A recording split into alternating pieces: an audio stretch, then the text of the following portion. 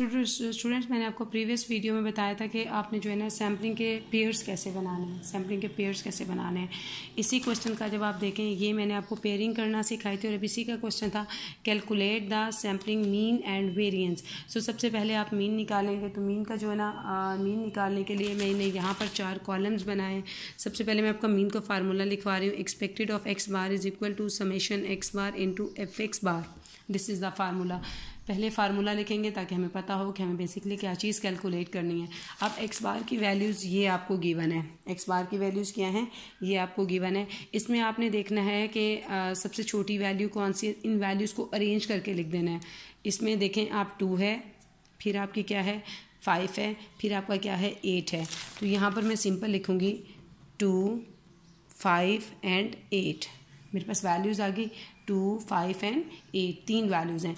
अब आपने फ्रीक्वेंसी बनानी है। फ्रीक्वेंसी कैसे बनानी है? अगर हम फ्रीक्वेंसी टेबल की तरफ जाएं, फ्रीक्वेंसी डिस्ट्रीब्यूशन की तरफ जाएं, तो हमने वहाँ पर बनाई हुई थी। फ्रीक्वेंसी का मतलब होता है मोस्ट रिपीटेड वैल्यू। तो यहाँ पर आप देखें फ्रीक्वेंसी में कौन सी वैल्यू कितनी दफ़ा रिपीट हो रही है। मैंने सबसे पहले 2 लिखा है। 2 कितनी बार रिपीट हो रहा है? 1, 2, 3, 4। तो यहाँ पर मैं 2 का हम लोग क्या लिखेंगे 4 टाइम। इसकी फ्रीक्वेंसी कितनी है 4 टाइम। अब अगर आप देखें 5 कितने टाइम्स रिपीट हो रहा है 1, 2, 3, 4। 5 भी कितने टाइम हो रहा है रिपीट 4 टाइम्स। और 8 कितने टाइम रिपीट हो रहा है जस्ट ओनली 1 टाइम। याद रखिएगा जो आपकी फ्रीक्वेंसी है वो आपके टोटल नंबर ऑफ ऑब्जर्वेशंस को मतलब पूरे होने चाहिए। जितनी आपकी टोटल नंबर ऑफ ऑब्जर्वेशंस हैं और जितनी आपकी फ्रीक्वेंसी हैं वो इक्वल होनी चाहिए। तो यहाँ पर अगर आप गौर करें तो 9 और मेरी ये जो टोटल नंबर ऑफ ऑब्जर्वेशन थी ये भी क्या थी मेरे पास 9 है। तो इट्स मीन कि बिल्कुल ठीक है, ये चीज़ रखिएगा। अब आपने एफ ऑफ एक्स बार निकालना है। इन प्रॉबेबिलिटी एफ ऑफ एक्स बार से क्या मुराद होता है कि 4 को आपने डिवाइड करना है इस फ्रीक्वेंसी से।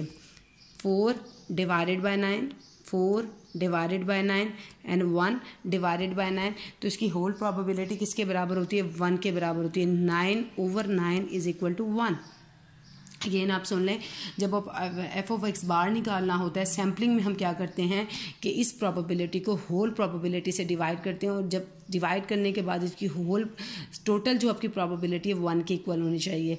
नाउ अब क्या है एक्स बार, इस एक्स बार को मल्टीप्लाई करना है एफ ऑफ एक्स बार से। इस एक्स बार से इस एक्स बार को इससे मल्टीप्लाई करना है। तो कैसे करेंगे 2 × 4 8/9। इसी तरह 5 × 4 20/9। 8 × 1 8/9। ठीक है, अगेन सुन लें, इस एक्स बार को, ये एक्स बार है 2 और ये कितना है एफ एक्स बार, इन दोनों को मल्टीप्लाई करना है। 2 × 4 तो कितना आ गया 8/9। ये 5 है, एफ एक्स बार कितना है ये है 5 × 4/9 तो कितना हो गया 20/9। 8 × 1 8/9। तो हमारे पास मीन का जो फार्मूला है, अब इनको प्लस करें 20 + 8 28 और 28 + 8 इसका आ जाएगा 36/9। तो यहाँ पर आपके पास कितनी वैल्यू होगी समेशन एक्स बार ओवर एक्स बार की 36/9।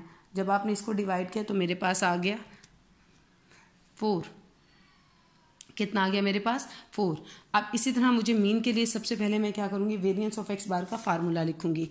Variance of X bar, variance of X bar का फार्मूला होता है समेशन एक्स बार का square F X bar minus summation X bar into F X bar.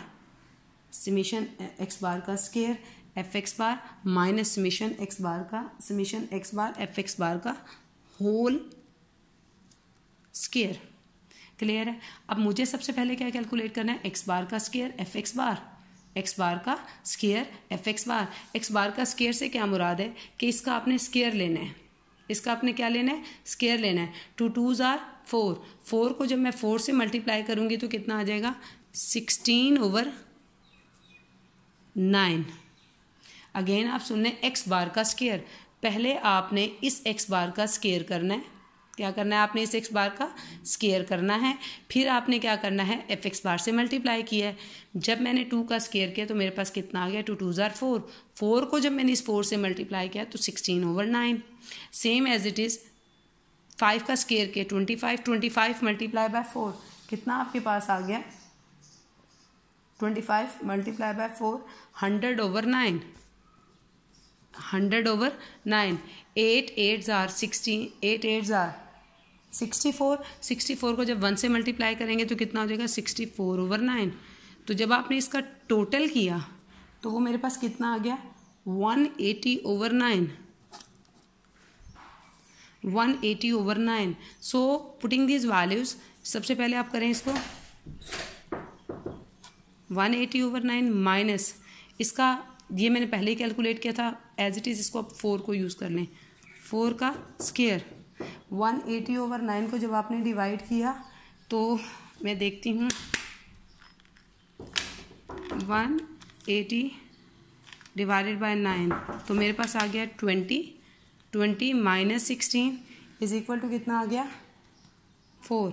This is the variance of X bar. देखें variance of X बार के लिए सबसे पहले आपने एक्स बार का स्क्वायर किया, एफ एक्स बार किया, फिर आपने करने के बाद इसका टोटल किया, टोटल को आपने डिवाइड कर दिया, ठीक है, और एंड पर ये वैल्यूज़ ये